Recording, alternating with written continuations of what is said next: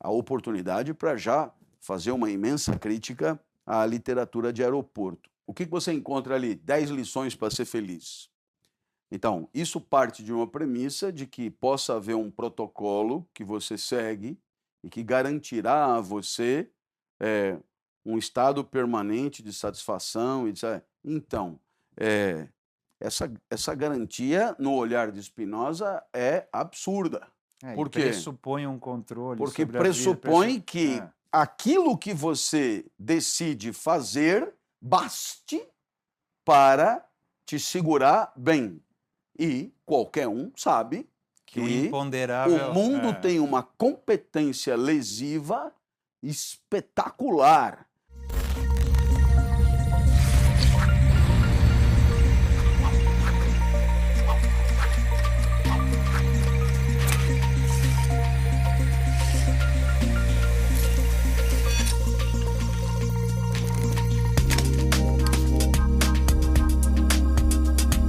Oi, pessoal, começa agora o Quem Somos Nós, o programa para quem tem prazer em conhecer. Você pode ouvir todas as conversas sobre a natureza humana que a gente já teve nos últimos 3 anos no Território Eldorado, na Casa do Saber, no quemsomosnós.com.br ou ainda no podcast. A partir dessa série, você pode também assistir o Quem Somos Nós em vídeo. Nós vamos conversar com grandes pensadores como Nietzsche, Freud, Foucault e muitos outros, incorporado pelos maiores especialistas brasileiros, como Oswaldo Giacoia Júnior, Scarlett Marton, Leandro Carnal e por aí vai.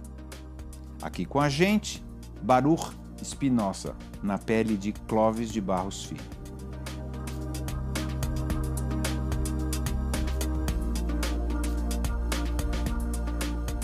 Quem foi Baruch Spinoza? Olha, primeira curiosidade, quase nasceu em Portugal. E aí sempre ficará a pergunta se teria pensado com tanta qualidade. Provavelmente teria pensado muito diferente, porque existe um jeito próprio lusitano de pensar. Mas os pais eram portugueses, né? E aí foram mandados embora e Spinoza acabou nascendo em Amsterdã. Fugiram, não é isso? Fugiram da perseguição aos judeus. No fundo, é aquele momento da União Ibérica. Portugal e Espanha era a mesma coisa.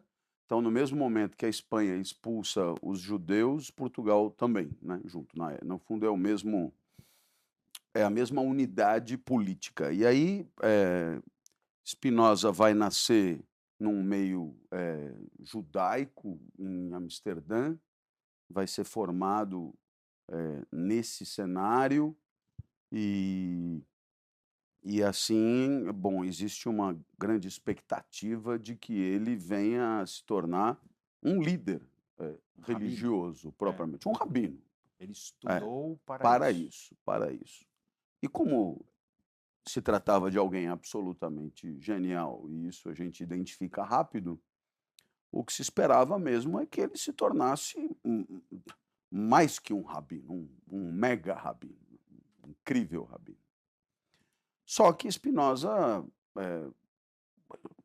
por conta de uma formação paralela incrivelmente rica que ele mesmo se proporcionou, acabou... Existe alguma coisa que fala, onde se teve um clique nele, falou, não vou para cá. Existiu algum fato? Se sabe se existiu algum fato ou não?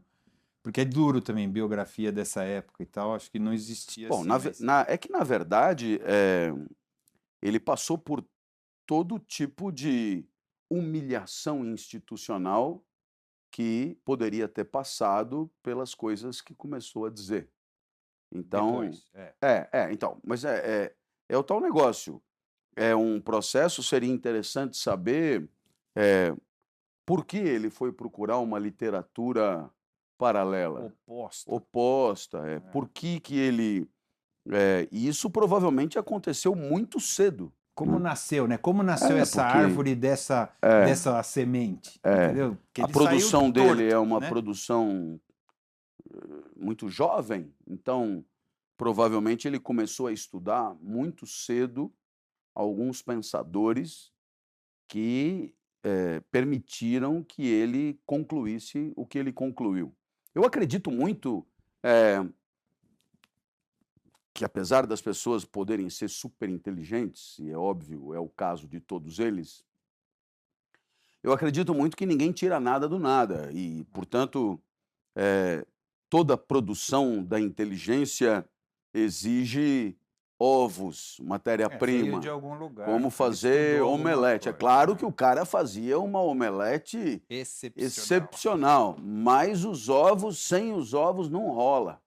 E é muito curioso conceber a possibilidade que ele encontrou de travar contato com pensadores da época, provavelmente não conhecidos, mais obscuros. É normal que fosse, porque na época não era muito fácil mesmo a produção de um pensamento da imanência, um pensamento sobre o estudo da vida explicado na sua estrita materialidade. Tudo era espiritual, Isso. religioso, as Então, quer dizer, explicações. quem fazia isso pagava um preço, né? Então, essas pessoas que ele provavelmente leu e conheceu, Estavam escondidas. essas pessoas, então, de alguma maneira, ele teve uma vida subversiva do ponto de vista intelectual, não só daquilo que ele produziu, mas da pesquisa anterior que ele fez, né? E isso tudo valeria muito a pena, obviamente, isso é trabalho mais para historiador que outra coisa, investigar as condições que permitiram a ele esse tipo de contato com essa literatura que devia ser guardada às sete chaves, sobretudo no contexto social que ele vivia. Mas em algum momento ele se coloca e fala assim, eu não acredito, mas eu acredito em outras coisas diferentes da que eu estudei até hoje. Pois tradição talmúdica. Não há muita certeza sobre como que isso aconteceu, em que contexto ele se apresentou. Eu imagino que tenha sido aos poucos e não solenemente. O cara é macho, tá certo? Naquela época. Aos poucos ele começou a dizer, nossa, mas vocês estão dizendo isso aí, mas e se pensássemos de outra forma? E eu acho que ele começou a fazer isso muito jovem, eu repito, na adolescência mesmo, para poder dar tempo de produzir tudo que ele produziu numa vida, uma vida curta, no final das contas. Então, e eu fico imaginando também, não só pelos documentos oficiais, mas a reação em carne e osso das pessoas que o ouviam e que esperavam dele um outro discurso, né? Então, acho que tudo isso é muito rico, seria muito bacana investigar. O fato é que, vale a pena lembrar, é um cara que acaba morrendo,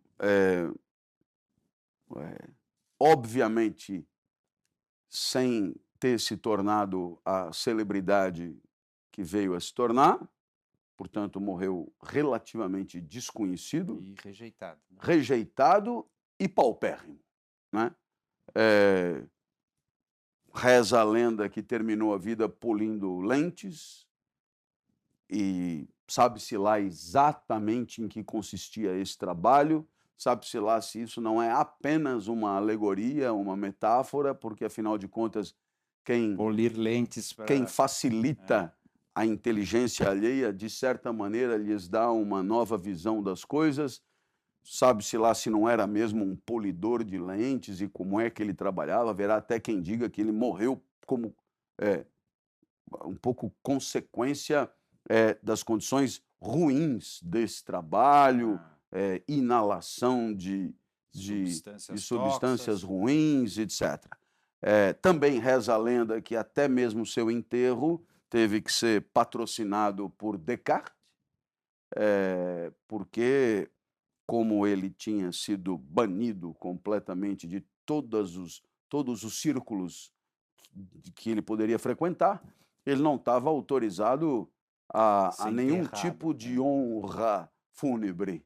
Então, ele precisou ainda dessa colaboração suplementar. Póstuma. Quer dizer, em outras palavras, a vida de Spinoza, eu diria, faz parte daquelas vidas que ajuda a gente a entender que se você tem a expectativa de que são 7 anos de vacas gordas e 7 anos de vacas magras, e de que a coisa é mais ou menos equilibrada, se um dia você se deu bem, outro dia você se deu mal, mas é só esperar, porque agora é a vez de você se dar bem. Alguém Existem, ficou com a parte do Spinoza.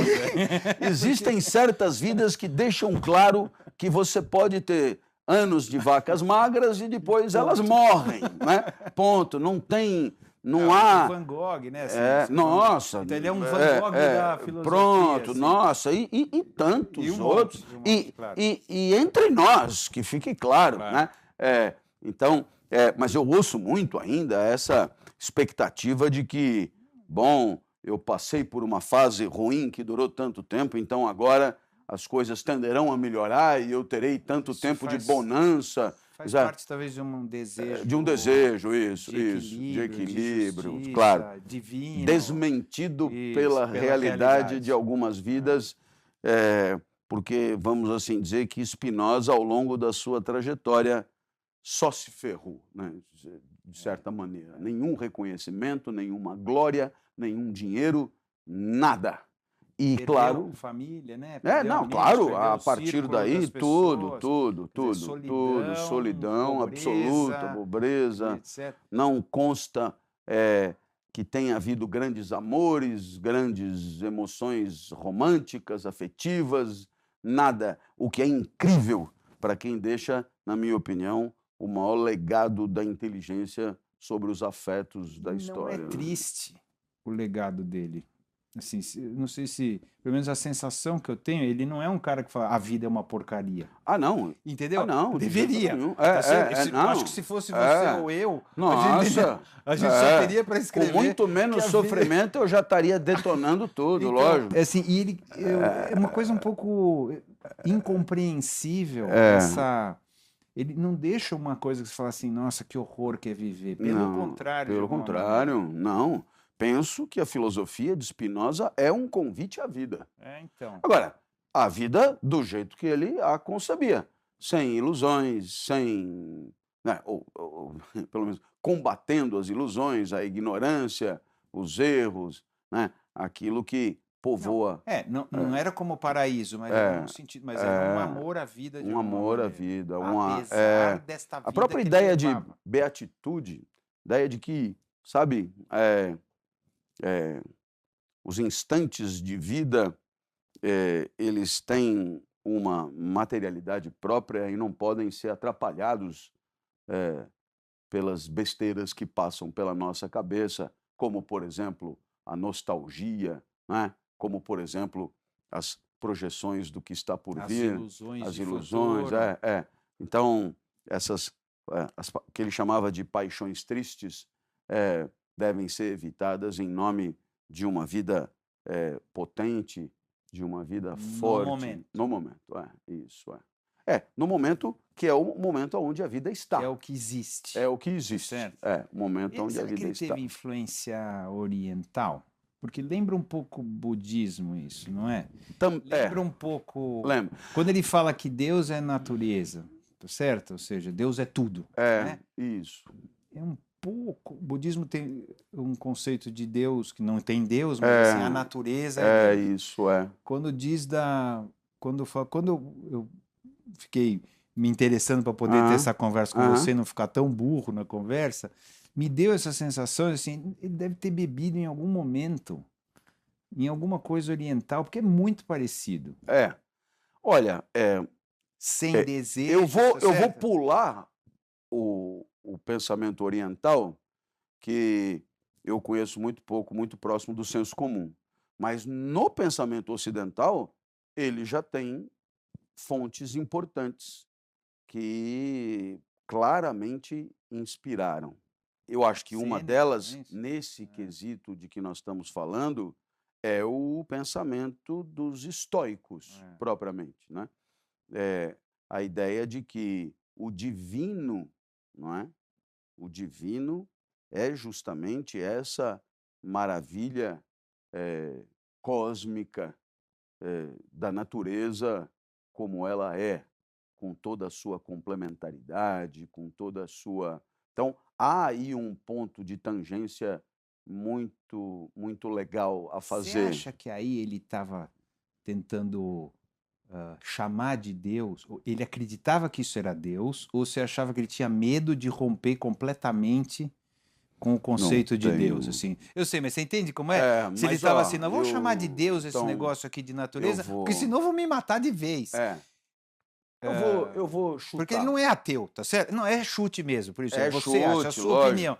Assim, Não, mas eu vou porque me chutar. deu a sensação, assim, Eu depois no acho que desenvolvimento... um cara que falou, na época que ele falou tudo que ele falou, já não tinha muito medo e depois... Então ele acreditava que era Deus. ele já estava enrolado, assim, um pouco mais, um pouco menos, né? Que me deu a sensação, Eu ele falou, acho "Puta, que deixa-" falar de Deus do jeito que ele falou só piorou a vida dele. Se ele tivesse, no lugar de chamar de Deus, chamado aquilo de um nome estranho, alguma, sabe, alguma coisa... Qualquer outra Qualquer coisa. outro vocábulo... Teria menos... lógico, porque o que acontece? Ele chamou de Deus porque ele viu no seu Deus da imanência, das coisas como elas são, algumas características dos deuses transcendentes, como a onipresença, a onipotência, a onisciência, porque, afinal de contas, Deus tudo. não, é tudo. Então, se ele é tudo, claro, ele está em todo lugar, ele é toda a ciência, ele é toda a potência. Então, nesse sentido, já que tem os mesmos atributos, por que não usar a mesma nomenclatura? Eu penso que não foi para livrar a sua cara, pelo contrário, acho que acabou produzindo produziu um efeito Foi ao contrário. perverso. Irritou ainda mais aqueles que o avaliaram pelos seus próprios paradigmas, né? Então, vamos voltar lá no Sêneca, vai que eu te interrompi porque me ocorreu. Então, nos estoicos. Nos estoicos. Então... eu acho que havia na ideia de divino dos estoicos alguma coisa muito linda, né? Porque, de certa maneira, Deus estava presente dentro de uma perspectiva maravilhosa e que não foi produzida pelo homem, né? Isso aqui não foi... Então, por exemplo, o olho é maravilhosamente adequado para enxergar, certo?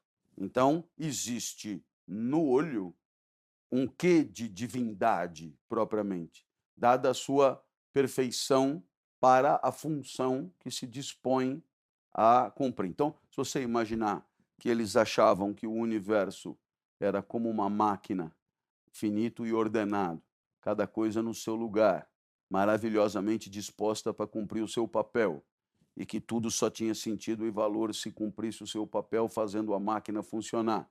Então, a partir daí é muito legal, porque você, por assim dizer, você não é filho de Deus, criado por Deus, feito por Deus, mas você é parte de Deus. Isso é muito lindo, muito embora seja já conhecido de muita gente, não perde por isso a sua beleza, né? Eu acho que, de certa forma, o Deus de Spinoza se inspira daí. Claro que, se faça a ressalva, Spinoza já viveu numa época em que a perspectiva finita e cósmica do universo já tinha sido contestada. Mas, ainda assim, Spinoza via Deus nas coisas como elas são. E na hora que você vê Deus nas coisas como elas são... Não na perfeição, não necessariamente no conceito de perfeição. Não. Deus era tudo. Talvez, desde que você entenda por perfeito, não um ideal de ideias, mas no sentido de projeções, acessível ilusões, pela alma, isso. mas o perfeito das coisas porque elas são como elas são, propriamente. É. Então, nesse sentido, você é obrigado a aceitar que Deus está, ao mesmo tempo, no pleno desabrochar de uma planta, mas está na atitude mais cruel e perversa de alguém num massacre, numa violação, numa agressão, numa barbaridade qualquer. Então, Deus não é um julgador que de fora, a partir de uma perfeição hipotética, julga a imperfeição do homem, mas Deus é propriamente aquilo que acontece. E isso é muito legal, Deus porque... é tudo que nós fazemos. É isso? Deus é tudo que acontece, não tudo que nós fazemos. Porque tudo que tem coisas que acontecem e nós não fazemos. Deus é tudo que acontece no universo. Isso. Se Esse você é o jeito dele olhar. Deus é a somatória das energias em relação com suas materialidades. Deus é... Porque é uma perspectiva de Deus que não é estática, mas ela é dinâmica. Portanto, existe Deus entre nós, não porque ele é terceiro, além de nós, estando no meio de nós. Cria, ou não cria, ou não cria, mas Deus é a minha produção intelectiva ou a minha produção de alma, Deus é a sua produção de alma, Deus é a interação das duas, Deus é o que eu sinto a partir do que você fala, Deus é o que você sente a partir do que eu falo, Deus é o meu ganho de potência a partir do que você diz. Potência como energia, isso? Isso. E, portanto, Deus é o mundo como ele é. E, é claro, isso é também de extraordinária beleza, porque, de certa forma, permite a qualquer um, a partir da formação que tenha tido, seja ela cristã ou muçulmana, e, portanto, a partir da fé num Deus transcendente, você conjecturar e supor a possibilidade de pensar Deus de uma forma radicalmente distinta. E isso é muito enriquecedor. Isso é não muito... foi o que o pessoal da época achou, tá certo? Então, mas é porque justamente penso eu que o dogmatismo muitas vezes se traduz numa intolerância que justamente impede que as pessoas desenvolvam enxerguem seus de outra maneira, pensamentos como elas pensam. E eu acho que também isso é para nós uma lição escandalosa, porque, penso eu, apesar de olharmos para os tempos de Spinoza com uma postura crítica, horror, dizendo, olha que absurdo que fizeram. Nós não estamos muito longe. Nossa! Nós estamos muito perto de 1600. Ligar o seu computador e entrar na internet e você verá, muito parecido. Você verá o verdadeiro massacre que os pensamentos são submetidos pelos seus contestadores, pelos seus contrários, num nível de intolerância muito semelhante ao que tínhamos naquela época. Só que hoje, na virtualidade, talvez as pessoas sejam menos fisicamente ameaçadas. Em alguns casos, são fisicamente ameaçadas o tempo inteiro, mas imagino que em outras épocas essa ameaça fosse mais viva, né? E claro, essa história do Deus, eu imagino que ela só possa ser completamente compreendida se você puxar o barbante e você puxar todo o novelo do pensamento do autor. Porque é o tipo do cara que pretendeu, como todo bom pensador moderno gigante, pretendeu explicar tudo, não é? Então ele constrói um verdadeiro edifício. A rigor não há nenhuma pergunta que você tenha que não tenha sido direta ou indiretamente respondida ali. Então não é um cara que se dispõe a moda do Olhar um cientista, pegar um pedaço. objeto, isso. Não, não, não. A pretensão é de esclarecer tudo. E, portanto, a ideia de Deus, ela está imbricada em todas as outras grandes ideias do seu pensamento. E é muito bacana, porque, no final das contas, você começa a estudar um autor como esse por um pedaço, mas a plena compreensão desse pedaço exige Só se tiver o o todo. todo, o É. todo. Então, é ao mesmo tempo fascinante e complexo, né? Então, a título de exemplo, quando Spinoza discute na sua análise sobre a vida, ele fala de um conceito que eu adoro, que é o conceito de potência de agir, né? Porque a potência de agir é a energia que você tem disponibilizada para viver num determinado instante. Essa é a tua potência de agir. Então, qual é a ideia central, digamos? É que todos nós somos uma espécie de esforço para manter a potência de agir superior a zero. Ela bater no zero, É um esforço consciente. a vida acabou. Isso será um esforço de corpo e de alma, propriamente. A ideia de inconsciente, ela está presente, Vem lá no Freud, né? Mas assim, até antes, mas você pode, estudando Spinoza, enxergar a antecipação desse conceito em muitos momentos, né? Por exemplo, quando ele fala estamos no mundo, o mundo nos afeta, temos consciência de parte singela do que desses acontece afetos, com a gente. e grande parte daquilo que faz oscilar a nossa potência de agir escapa à nossa consciência. Bom, então você já tem aí É o inconsciente. é um indício, claro. uma preparação, né? Mas ele, então, quando você inclusive, fala do esforço, o esforço é independente, se é consciente ou não. Quando ele fala do haverá, esforço, ele fala assim, é um esforço de estar aqui. Isso. Viver é um esforço de estar aqui. Para perseverar no ser. Isso, e se E esse relacionar. esforço para perseverar no ser, ele vai chamar de conatos, né? Então você tem aí potência de agir e conatos. Duas coisas muito legais que podem, de certa forma, encontrar na nossa vida uma exemplificação ininterrupta, né? Por quê? Porque alguém poderia pensar assim, bom, se a vida boa implica, digamos, potência de agir importante, então, vamos lá, né?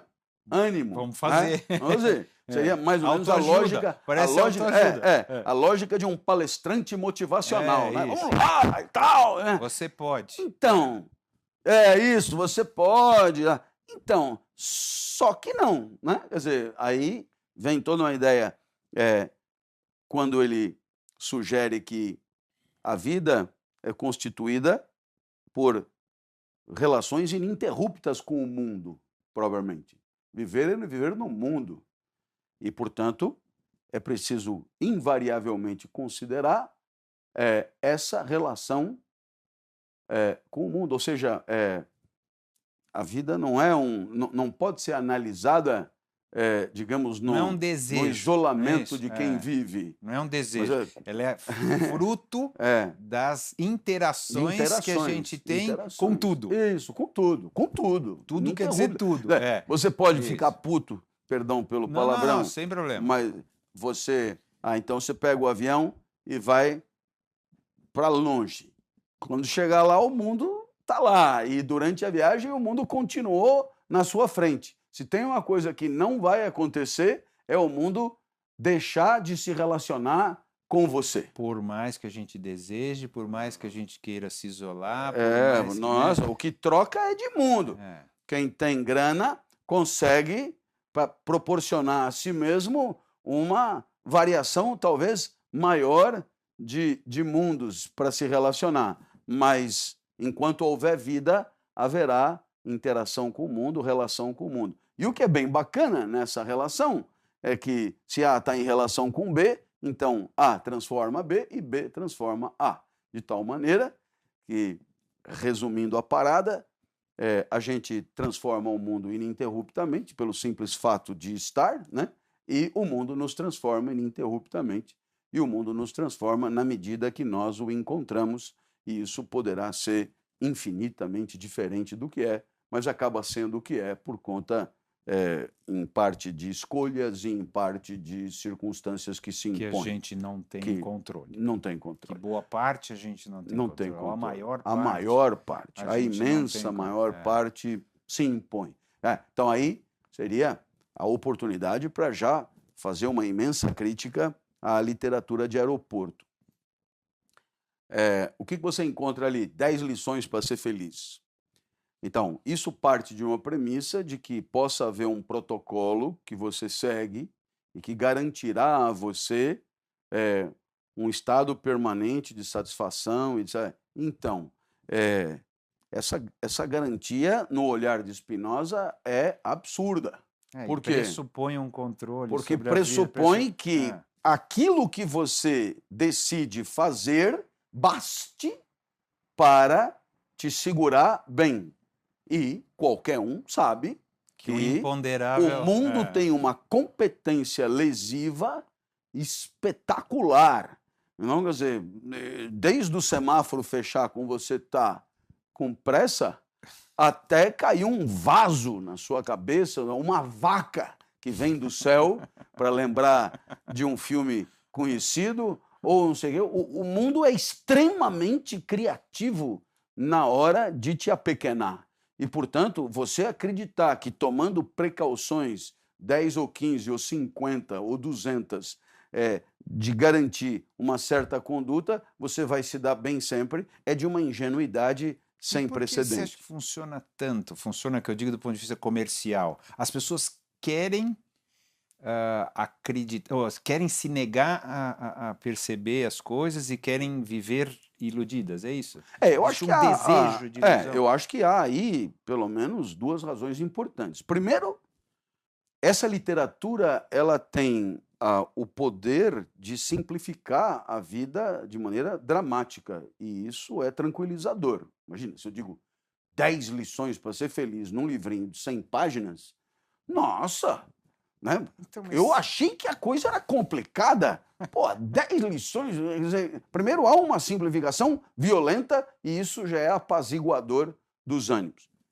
Segundo, faz acreditar que você detém as rédeas completas de uma vida feliz. E terceiro, e isso é o mais incrível, de certa forma, tira de você a responsabilidade de tomar decisões no caos da vida,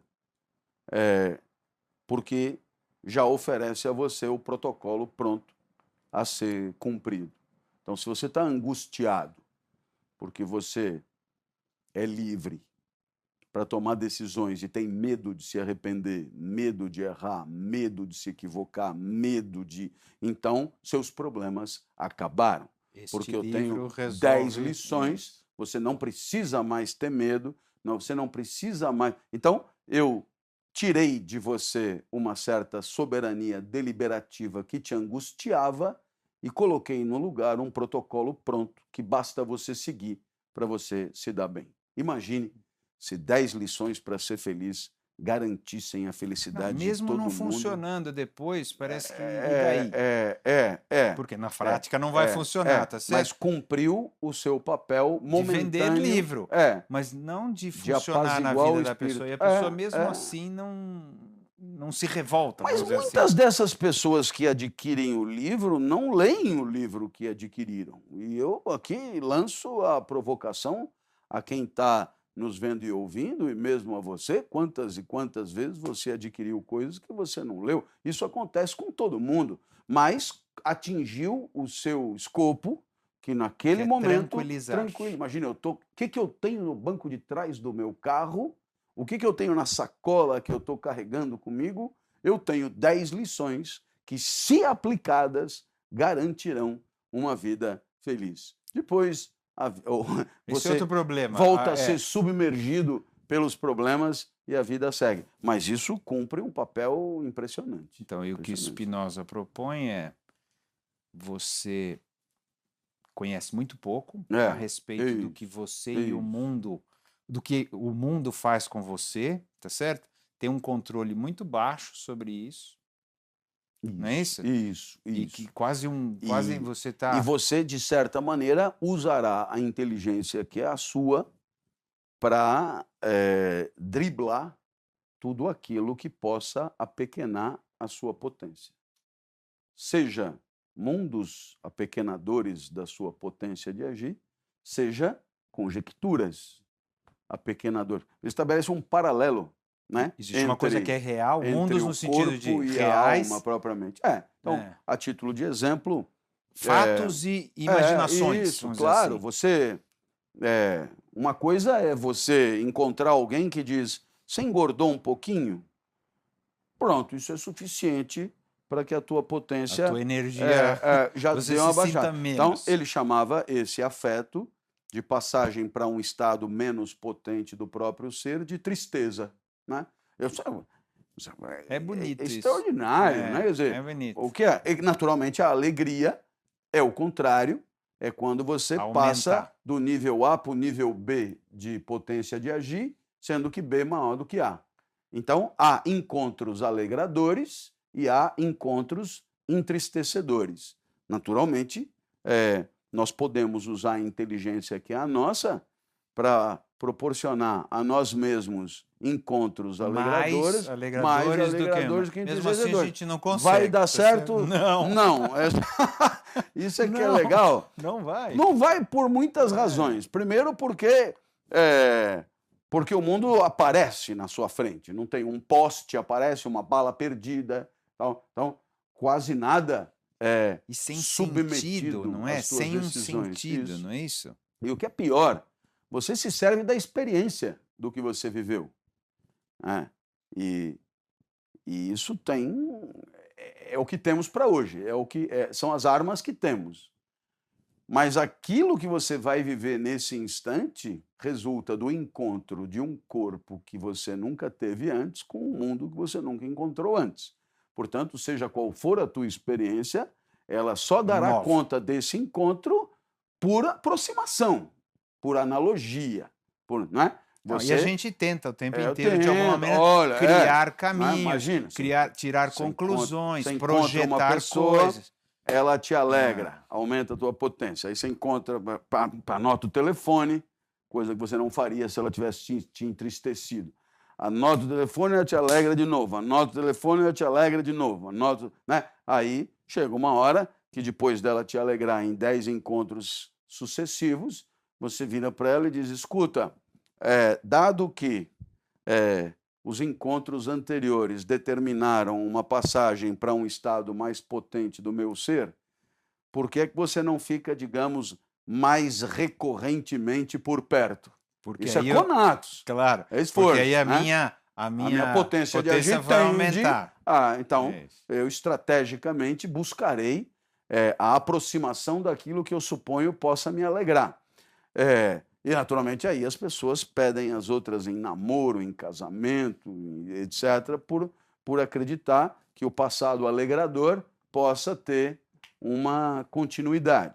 Sabemos que o ineditismo da vida muitas vezes nos dribla e nos condena a espetaculares equívocos. E porque a gente muda também. Nossa, então, nós, os outros. Nós e os outros. Mundo. Então, mesmo aquela experiência positiva, mesmo que repetida muitas vezes, não são as mesmas pessoas que estão tendo. Não são. E em algum momento isso pode criar uma distância enorme e aquilo não vai acontecer mais. Não é isso? E não há nisso. E não tem controle também, né, para você. Porque você veja o que é engraçado. Você acaba, em alguns momentos, dizendo coisas que depois te comprometem do ponto de vista moral e que são, né, poderiam ter sido evitadas. Você me alegrou uma vez, me alegrou 2 vezes, me alegrou 3 vezes, me alegrou 5 vezes, me alegrou 10 vezes. Então eu proponho a você uma aproximação física mesmo, E aí você diz para sempre, né? Isso aqui, Eternamente estaremos juntos vamos nos alegrar. eternamente, papapá. Na hora que começar a entristecer, você esbarra num problema, que é o choque entre a tristeza que você quer evitar e os compromissos que você outrora assumiu. Culpa. Né? E aí você passará por uma série. Haverá quem faça triunfar durante anos os primeiros em detrimento da segunda, haverá quem na primeira tristeza ponha tudo a perder, caia fora, haverá de tudo. Mas, de qualquer maneira, existe... A pergunta é por que a gente se promete, né? É porque, naturalmente, no coração, no calor da alegria, gostaríamos mesmo de que aquilo durasse. Claro, gostaríamos que aquilo durasse. É natural que a gente queira. Claro, é natural. E é ignorante que a gente não saiba que não saiba será. que em algum momento isso vai... vai, quer dizer, sabe-se lá, mas pode... Raramente não se distancia, vamos dizer assim, não é? Eu tendo a ser mais otimista com relação às relações, acho até que, havendo um pouco de sabedoria, é possível que a gente continue proporcionando aos outros alegrias por muito tempo. Mas isso exige, digamos, vamos dizer, uma coisa fundamental, que é uma adequação de expectativas, né? Ou, se você e uma preferir... compreensão dos dois também. Também não adianta nada você compreender isso e a outra pessoa não compreender, não é? No final, quando você propõe a alguém uma vida junto para sempre, isso é uma poderosa manifestação de expectativa e no final das contas, a expectativa é uma antecipação da vida que, para Spinoza, gera frustração, geradora não é de isso? frustração. E que faz cair a tal da energia, não é isso? Então, a felicidade de Spinoza é uma felicidade sem esperança, né? Não é desesperançada, né? Que tem uma outra... Porque desesperançada no sentido comum da palavra. Sem esperança no sentido de sem projeção, sem ilusão. Eu diria que não é desesperada. Isso, tá bom. Mas é desesperançada, justamente. Quer dizer, no sentido de que, no final, o que é a esperança? A esperança é um afeto, antes de mais nada, um afeto de ganho de potência, inclusive, determinado... De projeção, né? Por um certo conteúdo de consciência, por uma coisa mental, que você imagina. Não de acordo com os fatos. Não. De acordo... Eu espero o quê? Espero o quê? Mas pode eu ser me sinto... Mas futuro. mesmo esperando, é uma coisa engraçada como a gente é bom de se enganar. Porque se eu espero o quê, eu me sinto melhor. Não é isso? É verdade. A gente é bom nisso. Não aconteceu. Mas é engraçado, mas porque a própria expectativa... para Spinoza, esse sentir melhor é ruim. Isso é que é interessante. Por quê? Nos tira da realidade. Porque desfoca. Isso. Quer dizer, o mundo está aí para te alegrar e você cogitando em como ele deveria ser. No fundo, é isso, né? Então, é muito engraçado, porque, no final das contas, essa esperança, ela é uma ignorância. Porque quando você espera, é porque você não sabe, né? Segundo, ela é sem gozo, porque o gozo é determinado por um encontro com o mundo. Concreto. Não é? E no final, ela é impotente, porque se você pudesse fazer advir, faria advir e não esperaria. Então, no final das contas, a ideia de esperar tem muito a ver com esperar pelo ônibus. Se você espera pelo ônibus, é porque o ônibus não está ali, ele não chegou ainda, e evidentemente seria melhor que ele já tivesse chegado, e, portanto, Spinoza faz um convite à alegria no lugar da esperança. E ele acredita mesmo que, se temos a mente povoada por conjecturas de passado e por conjecturas de futuro, estaremos despreparados para nos relacionar com o mundo na sua agora, na sua imediatidade, na sua presencialidade, né? talvez... Ou seja, é um desperdício, né, do ponto de vista dele, a gente projetar coisas, é um desperdício a gente ter algum tipo de saudosismo, tá certo? Porque no final a gente para de viver, não sei se para, mas impede da gente ter a compreensão, enfraquecedor da vida. Isso, impede da gente ter o relacionamento do momento, portanto impede a minha compreensão também disso, não só a minha potência, mas a minha compreensão, não é isso? E a gente vive num limbo. Num limbo falso. Aonde o que a gente imagina é fraco para a vida e o que a gente vive é enfraquecido pelas conjecturas. É o caso de quem está na aula, perdão pelo exemplo tão marcado pela trajetória, o cara está na aula pensando em outra coisa. É a famosa viajada. Né? Claro. O cara não está lá, ele não está nem aprendendo, nem viajando, nem nada. Exato. A viajada é muito curiosa, porque ele se imagina em Cancún, estando na aula de Spinoza. Ele não está nem desfrutando de Cancún e nem da aula de Spinoza. Então, ele está dividido, propriamente, e, portanto, enfraquecido. Seria, portanto, melhor que ele optasse ou por viver a plenitude da intensidade da vida na aula de Spinoza, ou abandonasse a aula de Spinoza e pegasse um avião para Cancún. Então, essa é um pouco Agora, a como ideia. Spinoza, porque parece assim, é uma decisão, tá certo? Parece que ele diz assim, você tem que decidir viver o agora. Estou meio resumindo, tá? Decidir é uma coisa consciente, tá certo? Então, ele acha que a consciência tem essa potência, essa força toda de nos obrigar, é isso? A abandonar a ilusão, a abandonar o saudosismo e viver na realidade. Nós temos esse poder, porque teoricamente, o que a gente vê na vida, não teoricamente, o que a gente vê na vida, não é assim que as coisas acontecem. Não. As pessoas vivem muito mais na ilusão do que no dia a dia. É verdade. Tá certo? Até porque a presencialidade estrita é insuportável. Dolorida. É dolorida. Tá certo? Agora, naturalmente... Você entende o que eu estou falando? Assim? Entendo. Existe uma razão tão poderosa a esse ponto? Mas Spinoza recomenda a filosofia, o exercício de pensamento, o trabalho sobre si, como condição... Como cura para isso. Como condição de uma vida melhor. Exato. Quer dizer... Em outras palavras... É o trabalho de uma vida.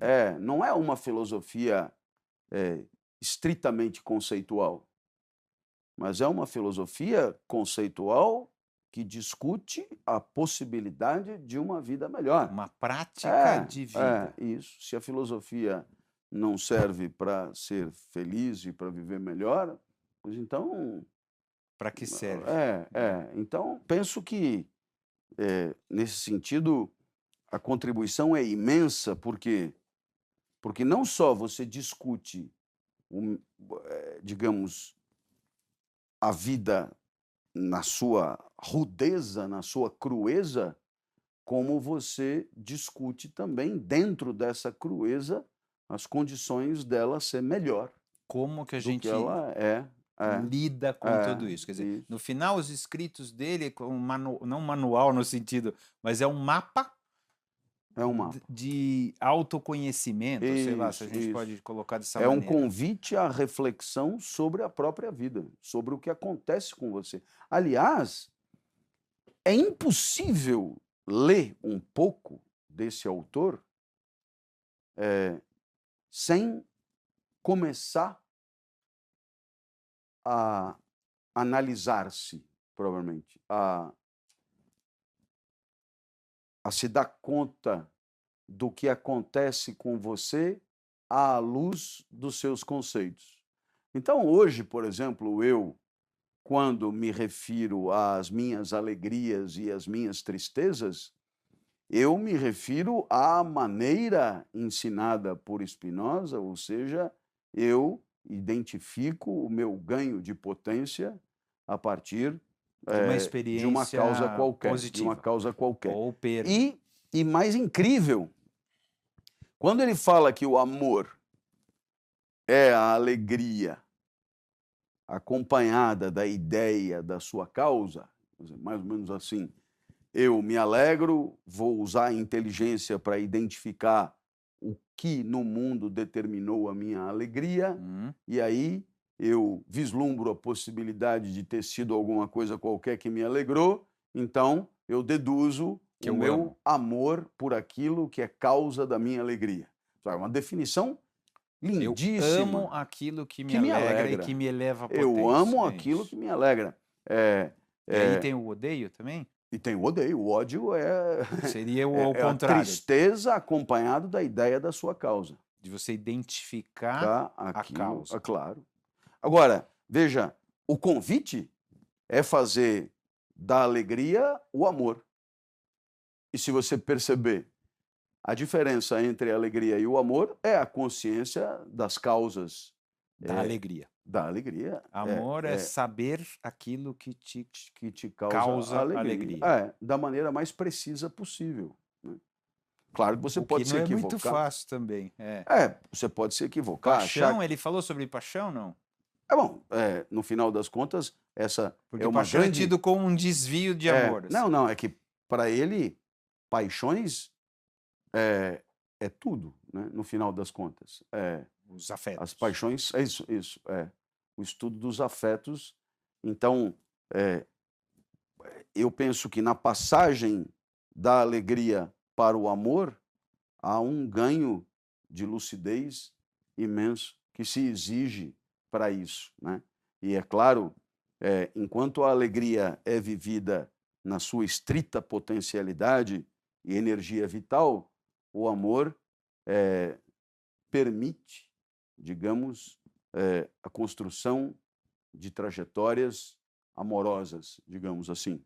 Porque se eu tenho consciência daquilo que um dia me alegrou, evidentemente, isso me permitirá a busca de novas alegrias com alguma competência. Ele teve uma vida muito ruim, tá certo? A gente estava falando lá no começo. Ou seja, a vida dele teve mais tristezas do que alegria, provavelmente. Como a de todos nós, mas talvez a dele talvez pior, um pouco mais do que ainda. as nossas, e etc. Como ele enxergava isso? Ele tinha um conceito de justiça, no sentido de falar assim, mas é injusto que seja mais triste do que... Isso nem passa. Não, porque pelo contrário. É assim e pronto. É assim e pronto, É assim e pronto. Estando Deus na imanência das coisas como elas são, pois então Mas o Deus que era justo ou não era justo? Ou ele não olhava com esse olhar porque, de justiça? Você pressupõe uma outra coisa, né? Até dizer que Deus é justo se você adequar a noção de justiça à filosofia dele. Não como uma idealidade cheia de atributos, mas sendo as coisas... É justo porque é assim. É porque é. Né? Então, nesse sentido, as oscilações de potência a que estamos submetidos, elas resultam mecanicamente do encontro de corpos que são os nossos com corpos que não são os nossos. E de uma maneira aleatória. É o que só poderia ser. De uma maneira aleatória, ou não, de uma maneira ordenada. Ordenada que eu digo, se existe uma ordem. Se ele acredita que existe uma ordem. Ou seja, assim, que você é mais sortudo que eu, você se deu melhor porque existe alguma ordem. Não, de forma nenhuma. Randômico. É o que é. Dado o corpo que é o meu e dada a alma que é a minha, lembrando que para Spinoza o corpo e a alma, eu poderia dizer, são a mesma coisa, no sentido de que é o corpo que pensa, é o corpo que sente, é o corpo que faz tudo. Bom, a alma seria uma espécie de parte da funcionalidade do corpo, parte subproduto. Então, dado o corpo que é o meu e dado o mundo que eu encontro, eu só poderei sentir o que eu sinto. Então... Mas então por que a gente às vezes se sente injustiçado com a vida? Porque a gente fala assim, mas eu não mereço isso. É ignorância. É ignorância. É ignorância. É não entender. Porque não existe essa questão do merecimento nesse olhar dele. Não é isso? Não. É assim. É assim. Você que é burro. Quando você acha você Não sei Não, se... burro é forte, mas é nesse sentido. Ignorância é melhor, porque eu não ignorância. sei que não Isso. deveria pensar assim. Isso. Né? E aqui entra um elemento que é muito legal, que é a discussão do livre-arbítrio. Quer dizer, Que no caso dele não tem. nenhum. Em outras palavras, como os encontros são o que são, geram os afetos que a geram, e como a nossa intelecção está imbricada aos nossos afetos, E não controlamos. então, aquilo que chamamos de liberdade para escolher nada mais é do que o resultado daquilo que só poderia ser como é. Mas eu tenho a decisão de tentar conhecer isso. Dentro do raciocínio dele, eu tenho essa decisão que eu posso tomar ou não. Mas não é isso assim? esta Isso mesma... é um tipo de livre-arbítrio, não é? Não, mas esta mesma será a única que puder ser, porque o livre-arbítrio pressupõe... Você entende, né, o que eu estou falando? Eu posso decidir ter esse conhecimento. Mas veja, sim, você pode decidir, desde que você entenda que a decisão que você tomar é a única que você já foi tomada, tomar. quer dizer, já foi não, tomada... já foi tomada da ideia de que já estava tudo pronto, ou que tem um destino, nem uma coisa não nem nesse outra. Sentido, Dada a materialidade que te compõe e o mundo que está diante de você e as hipóteses de vida que passam pela sua cabeça, que são as únicas que poderia passar, você deliberará como eu só poderia tomar fazer essa decisão. Exatamente. Então, bem, então você dirá, mas como é que eu tenho a sensação de ter escolhido a roupa que eu pus, a sensação de ter escolhido... Então, esta sensação de liberdade também é uma forma particular de ignorância da complexa rede de causalidades que age sobre, incide, digamos, sobre as nossas decisões. Quer dizer, como eu não sei por que eu decido como eu decido, eu chamo de liberdade a minha ignorância. Eu me iludo e acho que sou eu que faço. Porque, no final das contas, aquele que se acha, digamos, soberano, gestor da própria trajetória, ele está sugerindo de que não há fora dele causas que o determinem, ou se há, ele pode se opor a elas. O que é uma pretensão quase divina mesmo, no seu sentido mais tradicional, né? Eu sou causa de mim mesmo, eu sou gestor de mim mesmo, eu sou... Né? É como se a goiabeira desabrochasse, dadas as condições de terra, de água e de sol, como só poderia desabrochar, mas como você não tem nada a ver com a goiabeira, como você é especial, então você não. Você tem liberdade, coisa que a goiabeira não tem. Pois ela poderia resolver dar Spinoza, bananas, não é isso? O que vale para a goiabeira vale para você também. Eu entendo perfeitamente na hora que a gente está se iludindo a respeito de ter uma opção sobre as coisas. Hoje, a neurociência, você já deve ter ouvido falar isso, a gente decide inconscientemente, alguns segundos antes, né, da gente achar que decidiu, tá certo? Ou manifestar. É um pouco isso que ele está falando. Um pouco isso. Nossa, tá certo? Parece um pouco premonitório do ponto de vista dele. Quem vai fazer dele. essa ponte com muita felicidade é o Antônio Damasio, num livrinho chamado O Acerto de Spinoza, ou O Encontro com Spinoza, depende um pouco da tradução, onde ele mostra o quanto a neurociência contemporânea chancela certas intuições filosóficas lá de 1600. É inacreditável, porque no final está dizendo isso. Está dizendo isso. Né? A gente não decide, a gente já decidiu e a gente pensa que decide. E no final ele... Loucura, né? Eu acho um pouco também. 500 anos atrás, o cara falando um negócio desse... Eu sinceramente encontro muitos motivos para problematizar, porque se tudo é assim tão inexorável, o princípio da responsabilidade fica difícil de você pensar, né? Claro, se matar alguém é porque eu mataria alguém. Não é estranho? E se você pegar uma metralhadora no cinema e matar uns 20 ou 30, é o que só poderia ser, né? Você tem que Mas é botar... difícil conviver com essa ideia. É Não muito é? difícil, né? Porque a ideia de quando você justiça vai embora, claro, a ideia de quando você responsabilidade vai vai embora. julgar alguém, você É. sempre pressupõe que esse alguém poderia ter agido diferentemente. É. E veja, por exemplo, pensemos na nossa vida contemporânea portanto, nessa situação que vivemos de tanta gente sendo acusada no setor público e no setor privado, de malfeitos e de condutas inadequadas, etc.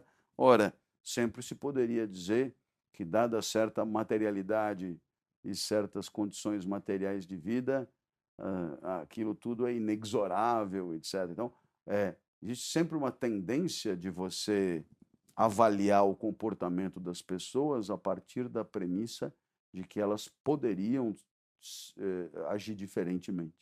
E se alguém estiver te espancando um dia, não adiantará nada tentar pedir para que pare de te espancar, porque este alguém é resultado de uma equação material poderosa contra a qual ele mesmo não pode lutar.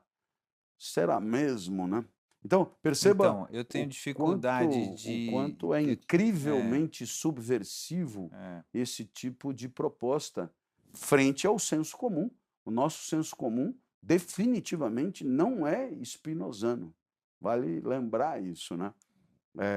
E por isso talvez que seja tão glamuroso e tão atrativo falar desse autor, porque ele diz coisas que não é o que as pessoas diriam aí esperando o ônibus na rua. Eu fico, por exemplo, vamos voltar para essa questão mesmo, parece destino. Eu sei que não é destino, mas o jeito parece esse. Bom, as coisas são como são, acontecem como acontecem, teoricamente não há nada a fazer. Não é isso? Que é um meio... Bom, é assim, dane-se. Então, não pressupõe, e eu não sei se na vida dele foi assim, não pressupõe assim, não há nada por que lutar, não há nada por que querer melhorar, por exemplo. O Brasil é um país injusto, tá certo? Não, eu acho que pelo é um contrário. país extremamente injusto, tá? É assim, é um jeito de olhar. Não, mas não é o jeito de Spinoza. Como que ele olharia isso? Não, eu diria que a própria iniciativa de produzir uma filosofia tão poderosa é revelador de um pensamento que acreditava profundamente na possibilidade transformadora. Mas essa possibilidade transformadora, ela resulta de forças que são, por sua vez, as que são. Mas eu não tenho interferência, teoricamente. Porque tudo depende muito do que você chama de eu. Se você passar a entender como eu, não uma entidade autônoma, mas, digamos, um certo feixe de energias que passa por você durante um certo tempo, aí você se sentirá mais parte de um todo e, portanto, digamos, se sentirá menos, enquanto singularidade autônoma, responsável pelo que faz. Entendeu? É preciso se colocar mais dentro de uma perspectiva de... Uma gota no oceano. De estar vinculado a uma teia caótica de intercâmbios vitais, e aí você será menos Clóvis, menos Celso e mais a teia, manifestações de energia que passam por você. Eu entendo, mas assim, só quero voltar nisso, assim, se de alguma maneira nada poderia ser evitado, vamos dizer assim, por que se esforçar? Essa é a coisa que eu não entendo, onde que ele coloca isso. Por que eu devo me esforçar para transformar, se eu não posso evitar nada? Então, onde que ele se agarra nisso, já que ele é um cara que acredita em transformação? Não, mas como é que isso acontece? O fato de você estar seguro de que as equações de energia, de potência, são o que são, não implica que não possa passar pela sua cabeça a possibilidade do aperfeiçoamento, da revolução, da transformação. Mas como problema ideia, como é- desejo, Não, não é? mas Ou não? então, Como mas projeção. mas isso aí também é o que é. Então, quer dizer, no final das contas, o grande problema é que estamos acostumados a pensar o nosso pensamento e as nossas ações como uma espécie de patrimônio nosso, propriedade nossa, parte da nossa identidade. Se isso se diluísse um pouco, veríamos que, no final das contas, tudo é energia em trânsito. E aí, a energia em trânsito, ela poderá ser no sentido da emancipação, da transformação, como poderá ser no sentido da conservação, Da regressão, né? da poupança, da prisão de ventre, do antifluxo. Bom, eu quero tentar fechar. Uhum. Como que o Spinoza, de um jeito resumido, a gente já passou por isso, mas para a gente Uhum. fechar, como que ele vê a natureza humana, o homem? Quem somos nós por o olhar do Spinoza? O homem é um esforço de preservação do próprio ser, tal como o homem é uma manifestação, entre outras, de energias vitais que buscam perseverar no seu próprio ser. E o homem tem, digamos, armas ou predicados específicos nessa luta, que são o seu corpo, como tudo que vive, e uma forma particular de uso da inteligência e da razão, que é singular e é diferente de outros entes viventes. Mas, por detrás de tudo que o homem pensa e de tudo que o homem faz, reside o mesmo fundamento que você encontra numa planta que, apesar da hostilidade do meio, resiste em busca de continuar viva. Se você já fez jardinagem, deve ter percebido que tem plantas que resistem incrivelmente a tudo, perseverando no próprio ser. Pois, a rigor, estamos fazendo a mesma coisa, só que nos servindo de recursos e competências diferentes do pequeno abacateiro, que, embora não esteja no lugar ideal, continua ali, firme, perseverando, lutando contra a sua própria extinção. Boa! Tá louco?